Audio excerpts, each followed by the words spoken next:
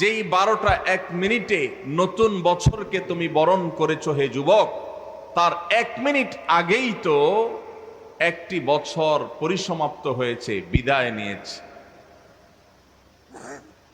বছরের আগমন যদি তোমার আনন্দের কারণ হয়, তাহলে বছরের বিদায় কেন তোমার বেদনার কারণ হয়নি? বছরের আগমনে তুমি যে হাসছো, আনন্দ করছো, কই তোমাকে তো বছরের বিদায়ে কাঁদতে দেখিনি।